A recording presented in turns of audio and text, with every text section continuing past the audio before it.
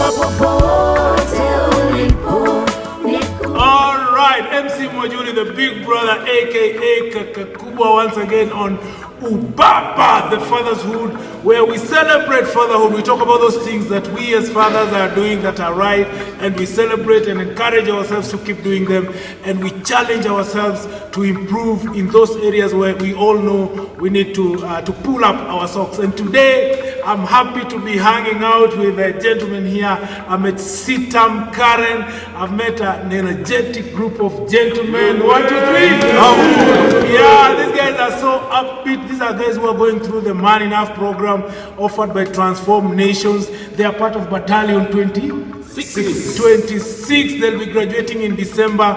And Man Enough is one of those areas that is really challenging men and encouraging men to just live up to their role, one of which is fatherhood. And this today here we have had amazing discussions and trying to define what is it that defines a real man, because it's a real man who becomes a real dad. And it's very important for us to put wase wengine wakaanza kusema mwanaume ni wale wengine wasemanga mwanaume ni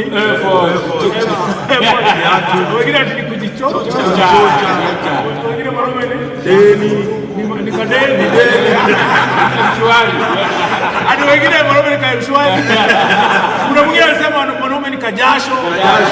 You know, and here we have tried to put all these definitions and put them in perspective, and what we have realized is a real man takes initiative. A real man lives responsibly. A real man lives sacrificially. A real man loves faithfully. And a real man lives a worthwhile legacy. You know, 5 statements that basically summarize what a real man does: taking initiative, living responsibly, leading sacrificially, loving faithfully, so that we can leave a worthwhile legacy for our children. So if you're hanging out with fathers who are taking positive initiatives to guide their children and living responsibly so that their kids can see what it means to live a responsible life, and you know, leading them by making sacrifices for them, you need to celebrate that man. That man who loves responsibly, loves their wife and takes care of them, you know, faithfully, is leaving a very good legacy for the children and setting a good example. Those are fathers we are celebrating, because they will leave a legacy behind that our children and their children will live by. So we want to celebrate those men, and we want you to join us in celebrating those men, because we are saying, who on it? UBABA, UBABA, UBABA, UBABA, again, UBABA, Ongeza, UBABA, louder, UBABA, UBABA, UBABA, UBABA, Funga, UBABA, UBABA. Celebrate those men. Very good. On the other hand, lakini, there are some of us who are fathers, and maybe you know them, some of them are your friends, who are procrastinating on issues that they need to do to take care of their children better and take care of their families better. So if you're procrastinating on an issue, maybe it's a discipline issue, maybe kuna kitu unafaa kufix hapo home au hujafix, na watu wanaona tu budama say you're not fixing issues, you're not taking initiative here to reconcile the family. We want to ask you,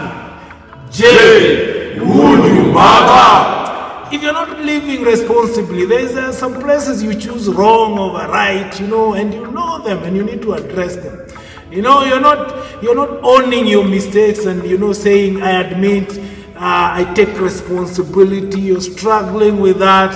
And your kids are watching that. So we want to ask you,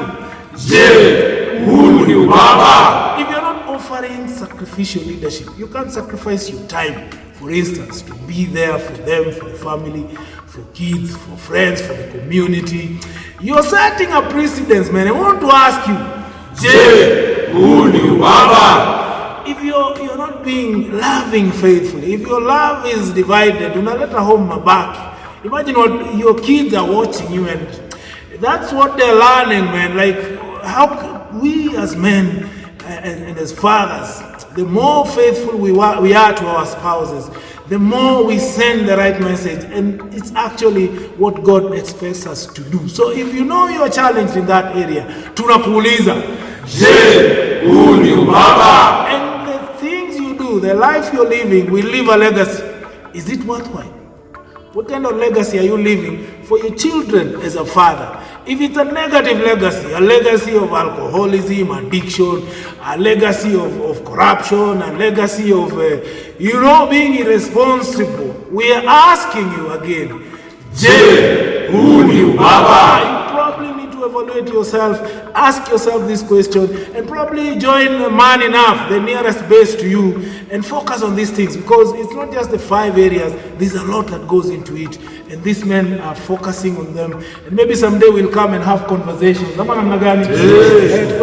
To interview, to discussion, for the sake of fathers out there, so that we can keep influencing the world positively. Manake huo ni UBABA, UBABA, UBABA. Ongeza. UBABA. Louder. UBABA. Ingine. UBABA. For you there. UBABA. And you there. UBABA. Na wewe. UBABA. We celebrate. UBABA.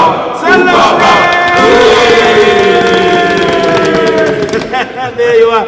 See you next Friday for another UBABA. Make sure you subscribe to my channel, MC Mwajuli. Feel free to share this content to all your networks so that we can reach as many people as possible out there as we continue to build this voice of hope for the next generation, especially the boy child. MC Mwajuli, I'm out.